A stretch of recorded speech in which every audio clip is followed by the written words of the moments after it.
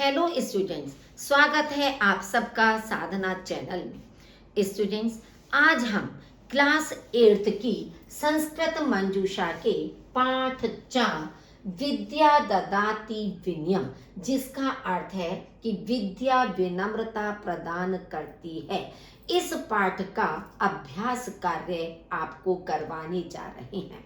इस पाठ का अर्थ हम आपको समझा चुके हैं, जिसमें हमने आपको ये बताया था कि विद्या प्राप्ति करने का उद्देश्य केवल यह नहीं होता है कि हमें अपने जीवन में धन अर्जित करना है, केवल पैसा पैदा करना या पैसा कमाना ही शिक्षा का उद्देश्य नहीं है, बल्कि शिक्षा का उद्देश्य सद्गुणों का विकास अपने अंदर करना भी इसका एक उद्देश्य है।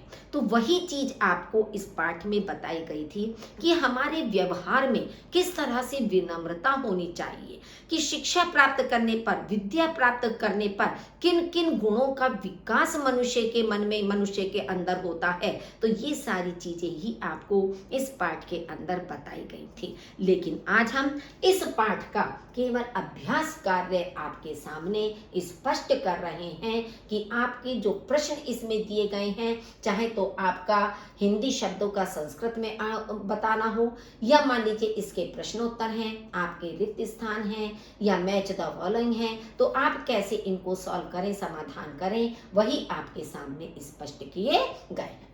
फर्स्ट आपका क्वेश्चन है कि संस्कृत में बोलिए।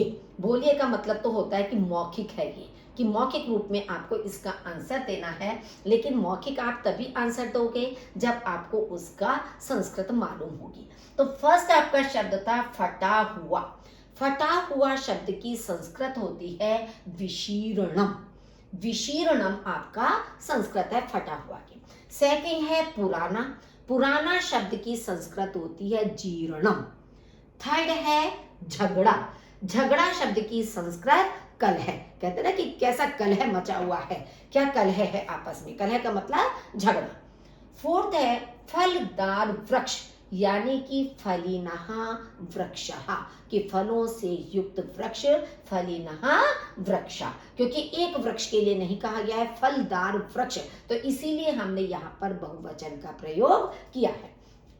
मैं प्रतिज्ञा करता हूं, प्रतिजानामि, ठीक है, प्रतिजानामि। अब इसमें मैं की संस्कृत भी हम लगा सकते हैं कि अहम प्रतिजानामि, मैं प्रतिज्ञा करता हूं।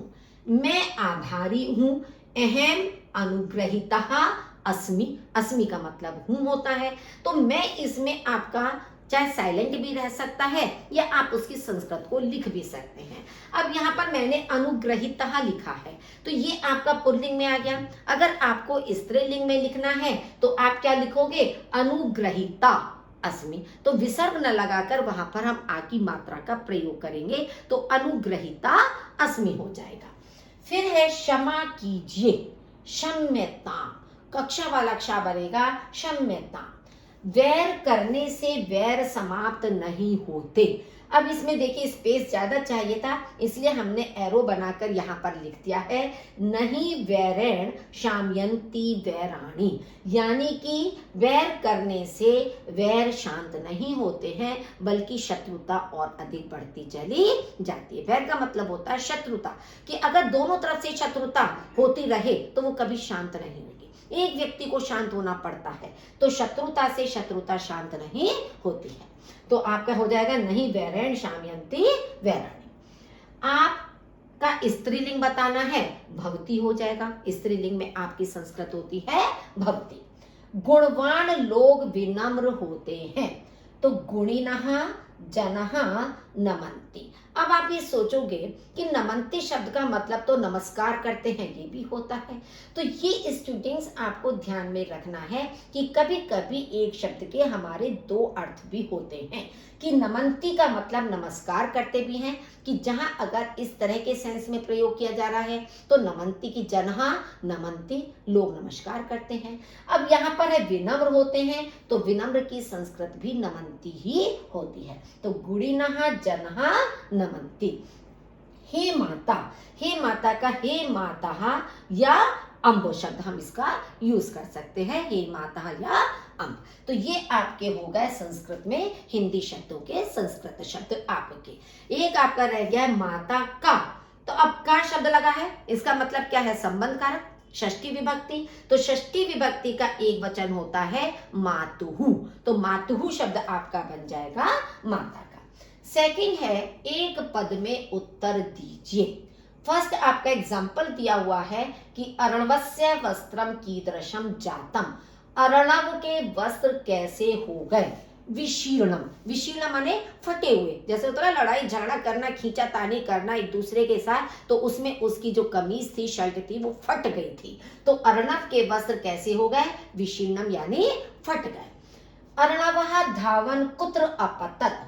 अर्णव धावन माने दौड़ता हुआ, कुत्र माने कहां, अपतत माने गिरा। अर्णव दौड़ता हुआ कहां गिरा। क्रीड़ांगणे, क्रीड़ांगणे कहते हैं खेल के मैदान में, कि जिस समय खेल का पीरियड आपका चल रहा था तो उस खेल के मैदान में आपस में दो विद्यार्थियों के बीच में झगड़ा हुआ, तो झगड़े के कारण मैं खेल के मैदान में गिर गया। तो क्रीड़ांगणे। विद्या कम ददाती, विद्या किसको देती है, ददाती माने देना। विनयम विनय को देती है, विनम्रता को देती है। विद्या विनयम ददाती, विद्या विनय को देती है। विनयात मानवः काम लभते, विनय से मनुष्य किसे प्राप्त करता है, लभते माने प्राप्त करता है। पात्रता योग्यता को, विद्या से मनुष्य योग्यता को प्राप्त करता है। कीदृशः जनः विनम्रः भवन्ति। कीदृशः माने कैसे, कैसे लोग विनम्र होते हैं। गुणी जनः, जो गुणी जन होते हैं वे विनम्र होते हैं, कि जो व्यक्ति जितना अधिक गुणी होता है वो उतना ही अधिक विनम्र होता है। ये जरूरी नहीं है कि मूर्ख विनम्र होते हैं, मूर्ख तो कभी विनम्र नहीं होते, वे तो सबसे ज्यादा कलह करते हैं। शिक्षित व्यक्ति भी, कितने लोग आप ऐसे देखेंगे कि शिक्षित होने के बावजूद भी वे लड़ाई झगड़ा करते हैं। तो जो गुणी लोग होते हैं वही विनम्र होते हैं। कीदृशः वृक्षः नमन्ति, कैसे वृक्ष नमन्ति माने झुकते हैं। अब यहाँ पर आप देखिए तीसरा अर्थ आ गया नमन्ति का। पहले हमने नमन्ति का अर्थ बताया था नमस्कार करना होता है, दूसरा नमन्ति का मतलब बताया था कि विनम्र होते हैं, और तीसरा नमन्ति का मतलब झुकते हैं। विनम्र और झुकना लगभग एक ही सेंस में आता है, लेकिन अर्थ इसका क्या है कि कैसे वृक्ष झुकते हैं। फलिनः या फल युक्तः, कि फल वाले या फलों से युक्त जो वृक्ष हैं वो झुक जाते हैं। क्यों, क्योंकि फलों का जो वजन डाली पर होता है उसके कारण वे नीचे को झुक जाते हैं। तो इसलिए फलिनः या फल युक्तः शब्द आपका आएगा। परस्पर मेलनम क्रियता, परस्पर मेल कीजिए। अब आपके पार इधर दिए हैं 6 और 6 आपके इधर दिए हुए हैं। फर्स्ट आपका सॉल्व किया हुआ है ब्रूही। ब्रूही का मतलब होता है वध। ब्रूही शब्द कहते हैं बोलो, तो बोलो की संस्कृत आपकी होती है वध। सेकंड है ददाती। ददाती का मतलब देता है। अब यच्छति शब्द आपका सही आएगा, क्योंकि यच्छति शब्द का अर्थ भी देता है ही होता है। फलिनः, फल से युक्त आपका हो जाएगा फल युक्तः, क्योंकि अभी हमने इससे पहले भी फिल इन द ब्लैंक्स में भरा था, फलिना या फल युक्ता दोनों का एक ही अर्थ है। याति, याति का आपका हो जाएगा गच्छति। याति का मतलब होता है जाता है, और गच्छति का अर्थ भी होता है जाता है। समाचरेत, समाचरेत का आपका हो जाएगा कुर्यात। समाचरेत का मतलब करना चाहिए, और कुर्यात का अर्थ भी होता है करना चाहिए। अवगम्य, अवगम्य का मतलब होता है जानकर, समझकर। तो विज्ञाय या ज्ञात्वा, इन दोनों शब्द का मीनिंग भी जानकर या समझकर ही होता है। तो इसलिए जो जो मीनिंग इन शब्दों के हैं उनसे संबंधित मीनिंग वाले शब्द को ही आपस में आपको मिलान करना है। अब दूसरा विलोम पदों का मिलान करना है, कि जो एक दूसरे के अपोजिट है, एक दूसरे के विपरीत है। अब नवीनम का मतलब होता है नया, तो नए का आपका क्या हो जाएगा जीर्णम। जीर्णम माने पुराना। नित्यम, नित्यम का मतलब हमेशा, सदैव, तो आपका क्या हो जाएगा नित्यम का यदा कदा, यानी कि जब कभी। नित्य का मतलब रोज रोज जैसे हो गया प्रतिदिन, इसका मतलब हो गया जब कभी। कलह प्रिया, कलह प्रिया का मतलब होता है झगड़ा पसंद करने वाला। इसका आपका हो जाएगा शांति प्रिय, कि एक शांति प्रिय होता है कोई व्यक्ति जिसको शांति ज्यादा अधिक पसंद होती है, मतलब किसी को झगड़ा पसंद है तो किसी को शांति पसंद है।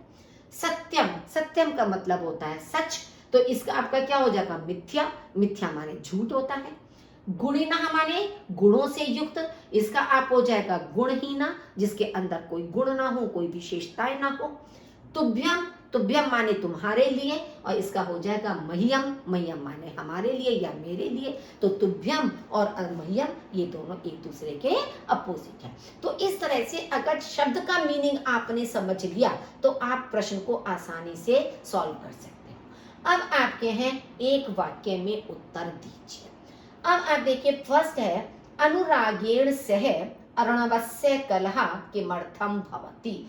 अनुराग के साथ अर्णव का झगड़ा किस लिए होता है, ये इसके प्रश्न की हिंदी है। अब आपको मालूम है कि अनुराग के साथ अर्णव का झगड़ा क्यों होता है। यहाँ स्पेस कम था बच्चों, तो इसलिए मैंने इस प्रश्न का उत्तर आपका ऊपर लिखा है, क्योंकि उत्तर भी आपका बड़ा था। अब आप देखेंगे अनुरागः अर्णवम नित्यम एव ताड़यति। अनुराग अर्णव को प्रतिदिन ही ताड़यति माने पीटता है, अपवदति च और अपशब्द बोलता है, यानी कि गाली देता है या अपशब्द बोलता है। अतः अर्णवस्य तेन सह कलह भवति, इसलिए अर्णव का तेन माने उसके साथ झगड़ा होता है। पूरा क्लियर आ गया। अब देखिए, सह अर्णवस्य कलह भवति, यहाँ आपका आंसर एज इट इज आ गया कि अतः अर्णवस्य, अनुरागेण के स्थान पर हमने तेन लगा दिया है, कलह भवति, कलह होता है या झगड़ा होता है। तो अनुराग अर्णव को प्रतिदिन ही पीटता है, अपशब्द बोलता है, इसलिए अर्णव का उसके साथ झगड़ा होता है। सेकंड है अर्णवः किम विचार्य अनुरागेण सह कलहम करोति। अर्णव क्या सोचकर अनुराग के साथ झगड़ा करता है। अब आप देखिए क्या सोचा था उसने, शठे शाठ्यम समाचरेत्, यानी कि मूर्ख के साथ मूर्खता का व्यवहार करना चाहिए, या आप कह सकते हो शठे का मतलब धूर्त होता है, कि जो धूर्त व्यक्ति है उसके साथ धूर्तता का व्यवहार करना चाहिए। मेन अर्थ इसका आपका ये ज्यादा एक्यूरेट आएगा कि धूर्त के साथ धूर्तता का व्यवहार करना चाहिए। इति विचार्य, फिर आपका एज इट इज प्रश्न में से आ जाएगा, इति विचार्य अर्णवः अनुरागेण सह कलहम करोति। पूरे सारे शब्द आपके एज इट इज आ जाएंगे, केवल आपको कितना याद करना है, शठे शाठ्यम समाचरे। थर्ड है अर्णवः मात्रे या अंबायै किम प्रति जानाति। अर्णव माता से क्या प्रतिज्ञा करता है। अर्णवः मात्रे प्रति जानाति, आपने एज इट इज क्वेश्चन में से लिख दिया कि अर्णव माता से प्रतिज्ञा करता है। क्या प्रतिज्ञा करता है, अहम सदा विनीतः भविष्यामि इति, कि मैं हमेशा विनम्र रहूंगा, ये प्रतिज्ञा वह माता से करता है। तो ये तीनों प्रश्न आपको स्पष्ट हो गए होंगे। फोर्थ है आपका पाठांश पढ़िए और निम्नलिखित प्रश्नों के उत्तर दीजिए। ये आपका एक पाठ का अंश दिया हुआ है कि माता ने कहा, पुत्र किम ना जानासी, क्या तुम नहीं जानते हो, विद्या ददाति विनयम, विद्या विनम्रता देती है, विनम्रता से योग्यता प्राप्त होती है। अर्णव जानामि माता, माता जानता हूँ, अहम अपि न अस्मि कलह प्रिय, मैं भी कलह प्रिय नहीं हूँ या झगड़ालू नहीं हूँ, परम आर्जवम ही न कुटिलेषु नीति भवेत्, लेकिन झगड़ा कुटिलेषु नीति, कुटिल नीति नहीं है, होनी चाहिए। माता स्वभावेन तुम शांति प्रियो असि, स्वभाव से तुम शांति प्रिय हो, अतः तब इदम कलह युक्तम व्यवहारम अवगम्य, इसलिए तुम्हारे इस कलह युक्त व्यवहार को जानकर चिंतित हूँ, मैं चिंतित हूँ। अर्णव माता यदि कश्चिद नित्यम कलहम कुर्यात्, यदि कोई प्रतिदिन कलह करे, तर्हि अहम किम कुर्याम, तो मुझे क्या करना चाहिए। माता नहीं वैरेण शाम्यन्ति वैराणी इति स्मरः, कि शत्रुता से शत्रुता शांत नहीं होती, यह याद रखना चाहिए। तो ये आपका एक पैराग्राफ था, मैंने उसका अर्थ आपको फिर से बता दिया। अब इसके आधार पर आपके प्रश्न दिए हुए हैं, उनको आपको सॉल्व करना है। फर्स्ट है आपका का विनयम ददाती, विनय कौन देती है? क्योंकि विद्या आपका है कि विद्या विनम्रता देती है। अब विद्या स्त्रीलिंग शब्द है, इसलिए प्रश्नवाचक शब्द का प्रयोग भी का किया गया है कि कौन विनय देती है? विद्या। सेकंड है नरः कस्मात् पात्रताम गच्छति, मनुष्य किससे योग्यता प्राप्त करता है? किससे योग्यता प्राप्त करता है? विनयात्, विनम्रता से योग्यता प्राप्त करता है। केन वैराणी न शाम्यन्ति, किससे शत्रुता शांत नहीं होती है? वैरण, वो शत्रुता से, शत्रुता शांत नहीं होती है। नेक्स्ट है आपका अर्णवस्य माता किमर्थम चिंतिता, अर्णव की माता किमर्थम माने किस लिए, चिंतिता माने चिंतित थी। अर्णव की माता किस लिए चिंतित थी? माता पुत्रस्य अर्णवस्य कलहयुक्तम व्यवहारम अवगम्य चिंतिता, माता पुत्र अर्णव के कलह युक्त व्यवहार को अवगम्य माने जानकर चिंतित थी। यतः माने क्योंकि, सह स्वभावेन शांति प्रिय अस्ति, क्योंकि वह स्वभाव से शांति प्रिय है। क्योंकि अर्णव हमेशा से शांति प्रिय बच्चा रहा है और अचानक उसका दूसरे बच्चे से झगड़ा हुआ, तो यह जानकर उसकी माता चिंतित होने लगी कि इसका कारण क्या है। तो ये आपको स्पष्ट आ गया, ये भी आपका एक प्रश्न का ही उत्तर था। अब नेक्स्ट है स्नेहेन इति पदस्य किम विपरीतार्थकम पदम अत्र प्रयुक्तम, स्नेह के साथ स्नेहेन पद का कौन सा विपरीतार्थक पद यहाँ पर प्रयोग किया गया है? तो स्नेहेन का आपको बताना है विलोम शब्द, तो स्नेहेन का विलोम शब्द होता है वैरण। ये तृतीया का एक वचन है, तो ये भी हम तृतीया का एक वचन ही लिखेंगे वैरण। अवगम्य, अत्र कह धातु कह च प्रत्यय। अब अवगम्य शब्द में कौन सी धातु है और कौन सा प्रत्यय है? तो अवगम्य में आप देखिए गम धातु है और ल्यप प्रत्यय है। गम धातु ल्यप प्रत्यय से हमारा अवगम्य शब्द बना है। अब रिक्त स्थान की पूर्ति कीजिए। नास्मि, इसमें हमें संधि विच्छेद करना है, तो ना प्लस अस्मि, ये इसका संधि विच्छेद हो जाएगा, ना प्लस अस्मि। कहाचित, अब इसका हमें संधि शब्द बनाना है, यहाँ संधि विच्छेद करना था, यहाँ संधि शब्द बनाना है। तो कहा जो विसर्ग है, इस विसर्ग का शा बन जाता है, तो आपका हो जाएगा कश्चित। अहम अपि, अहम प्लस अपि, फिर संधि विच्छेद हो गया। तव इदम तवेदम, अ और ई का मिलकर ए बन जाता है गुण संधि में आपका, तो आपका शब्द बनेगा तवेदम। नेक्स्ट है आपका यदि कश्चित नित्यम कलहम कुर्यात् तरहि इति वाक्य, यदि कोई प्रतिदिन कलह करे तो, इस वाक्य में कुर्यात् क्रियापद से कहा करता, कि इस वाक्य में जो कुर्यात क्रिया दी है, इस क्रिया का कर्ता कौन सा है? तो इस क्रिया का कर्ता है हमारा कश्चित, कि कश्चित कि कोई प्रतिदिन अगर कलह करे तो कश्चित हमारा कर्ता हो गया। तो आगे हमने लिख दिया है कश्चित। कुर्यात क्रियापदे कह धातु कह च लकारः, कुर्यात क्रियापद में कौन सी धातु और कौन सा लकार है? क्री धातु से बना है कुर्यात, और ये विधि लिंग लकार का शब्द है, करना चाहिए। अत्र किम अव्यय युग्मम प्रयुक्तम, यहाँ कौन से अव्यय जोड़े का प्रयोग किया गया है? कि दो अव्यय वाक्य में आए हैं, वो है आपका यदि और तरही, तो ये दोनों हमारे अव्यय पद के रूप में प्रयुक्त हुए हैं। नेक्स्ट है आपका क्रियापद का उचित विधिलिंग रूप रिक्त स्थान में लिखिए। किसका लिखना है? विधिलिंग का, विधिलिंग रूप लिखना है। जैसे मान लीजिए है पठन काले, क्रीडा काले च।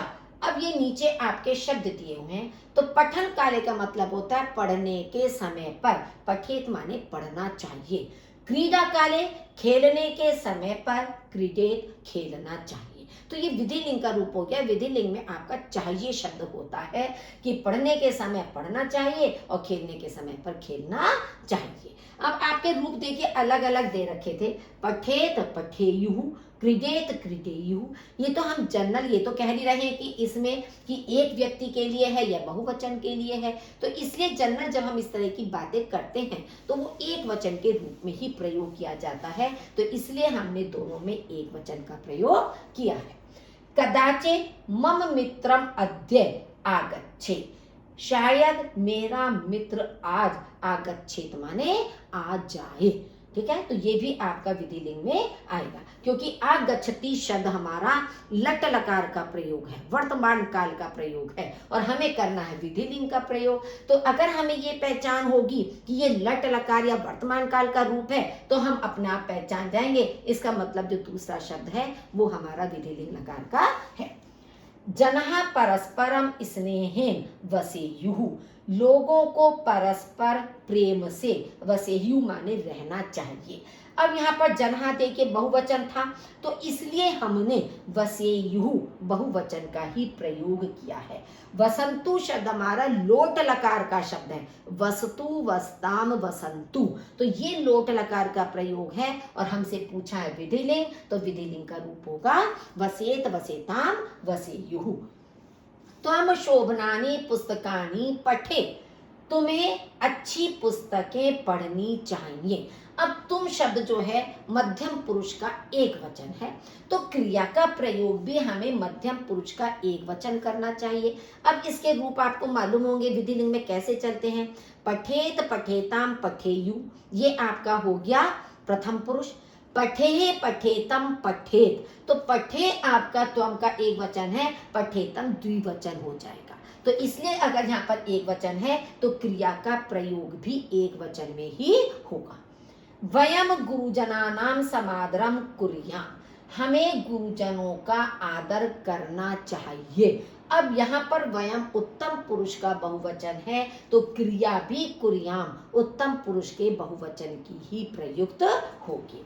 नेक्स्ट है छात्रः स्वच्छम लिखतु, छात्रः स्वच्छम लिखेत। ये एक एग्जाम्पल दिया है कि छात्र स्वच्छ लिखे, साफ लिखे, छात्र को साफ लिखना चाहिए, ये इसका आपका परिवर्तित रूप है।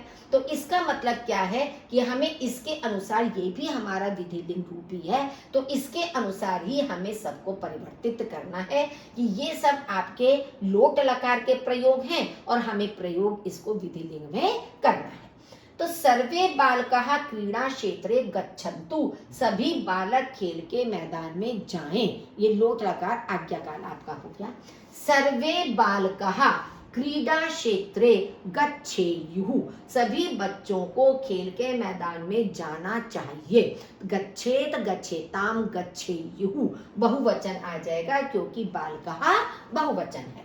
सुमित त्वम सावधानम पाठम पठ, सुमित तुम सावधानी पूर्वक पाठ पढ़ो।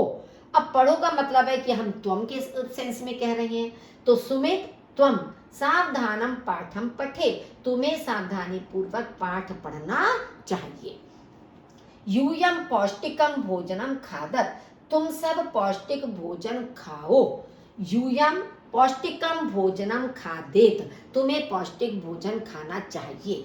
अब यहाँ पर ध्यान देने की चीज क्या है, खादेत शब्द हमारा प्रथम पुरुष का एक वचन भी होता है और ये मध्यम पुरुष का बहुवचन भी होता है यूयम के साथ। अंतर क्या है कि प्रथम पुरुष के एक वचन में खादेत में हलंत लगेगा, लेकिन मध्यम पुरुष के बहुवचन में हलंत नहीं लगेगा, केवल एक हलंत का अंतर है, उससे अर्थ आपका परिवर्तित हो जाएगा। तो ये ध्यान में आपको रखना है। तौ खेलनाय गच्छताम, वे दोनों खेलने के लिए जाएं। अब तौ आपका प्रथम पुरुष के द्विवचन में आएगा, तो तौ खेलनाय गच्छेताम, गच्छेताम माने द्विवचन आ गया, गच्छेत गच्छेताम, तो तौ के साथ आपका गच्छेताम का प्रयोग होगा। वयम प्रश्नम सम्यक पठित्वा उत्तरम लिखाम, हम सब प्रश्न को ठीक से पढ़कर उत्तर लिखें। तो वयम प्रश्नम सम्यक पठित्वा उत्तरम लिखें, हम सबको प्रश्न ठीक से पढ़कर उत्तर लिखना चाहिए। नेक्स्ट है आपका 6, मंजूषा की सहायता से रिक्त स्थान की पूर्ति कीजिए। ये हमारा मंजूषा कहलाता है कि मंजूषा में हमारे कुछ शब्द दिए हैं, इन शब्दों को हमें उचित स्थान पर भरना है। जैसे है नहीं, वैरेण शामयंती वैराणी, तो वैरेण आपका आ गया वैराणी की शत्रुता से शत्रुता शांत नहीं होती है, तो पहले वाले में आएगा वैरेण शत्रुता से, दूसरे में आएगा वैराणी यानी शत्रुता शांत नहीं होती है। माता पुत्रे स्नेहति, माता पुत्र से प्रेम करती है, तो यहाँ पर आ जाएगा आपका पुत्रे। अहम मातुहु विश्वास पात्रम अस्मि, मैं माता का विश्वास पात्र हूँ, कि मतलब माता मुझ पर विश्वास करती है, मैं विश्वास का पात्र हूँ, तो मातुहु षष्ठी विभक्ति का एक वचन मातुहु शब्द आपका आ जाएगा। आयुष्मान भव पुत्र, पुत्र आयुष्मान हो, तो आयुष्मान शब्द किसी को हम आशीर्वाद देते हैं तो आयुष्मान शब्द का प्रयोग होता है, तो आयुष्मान शब्द आपका आ जाएगा। वयम विनयशीलहा भवेम, हम सबको विनयशील होना चाहिए, तो यहाँ तो आपको विभक्ति और वचन को ध्यान में रखना ही नहीं है, क्योंकि जो शब्द आपको दिए हैं और जिस वाक्य में जो उचित शब्द आपका फिट बैठ रहा है उसे आपको वहीं पर वो लिखना है। नेक्स्ट है संधि विच्छेद कीजिए। अद्याहम, अद्य प्लस अहम, इसमें आ के बाद अद्य के बाद आपका प्लस आ जाएगा, और जो आ की मात्रा का अ है वो आप अलग से लिखेंगे, तो अद्य अहम मिलकर आपका बनता है अद्याहम। विद्यालय है, विद्या प्लस आलय है, क्योंकि अ और आ मिलकर दीर्घ आ हो जाता है, तब आपका ये बना है विद्यालय, तो इसलिए विद्या और आलय हो जाएगा। चापी, च प्लस अपी, इसका अ और इसका अ बनकर आपका दीर्घ आ हो गया, इसलिए चा के बाद आप देखेंगे आ की मात्रा लगी है, चापी आपका हो गया। केन आपी, केन प्लस अपी, अ और आ मिलकर दीर्घ आ बन गया है, तो ना के बाद आपका दीर्घ आ की मात्रा लग गई है। सदैव, सदा प्लस ए, अ और ए मिलकर आए बन जाता है आपका, तो ये आपका बन गया सदा ए, तो ये कौन सी संधि में आ जाता है आपका, ये सब आपके थे दीर्घ स्वर संधि के एग्जाम्पल, और ये आपका आ गया है वृद्धि संधि का एग्जाम्पल। सुयोग्यो असि, ये विसर्ग संधि का एग्जाम्पल है, सुयोग्यः प्लस असि, कि बीच में जब भी आपको इस तरह का अवग्रह दिखाई दे जो इंग्लिश के एस की तरह से लिखा होता है, इसका मतलब क्या है, हमें उसे हटाकर विसर्ग लगाना है, विसर्ग का ओ बन जाता है, तो सुयोग्यः प्लस असि। तो इस तरह से बच्चों आज ये पाठ 4 का अभ्यास कार्य हमने आपको स्पष्ट कर दिया है, आपको अच्छी तरह से समझ में आ गया है, और जो छोटी छोटी सी बातें हमने बार बार आपको बताई हैं, वो छोटी छोटी बातें आपको हर पाठ में ध्यान रखनी है, वचन का, लिंग का, धातु का, क्रिया का, कि कहाँ किसके साथ कौन सा हमें प्रयोग करना है। इन बातों को अगर आप ध्यान से करेंगे तो कभी भी आपको कोई परेशानी नहीं होगी। सुनने के लिए आपका बहुत बहुत धन्यवाद।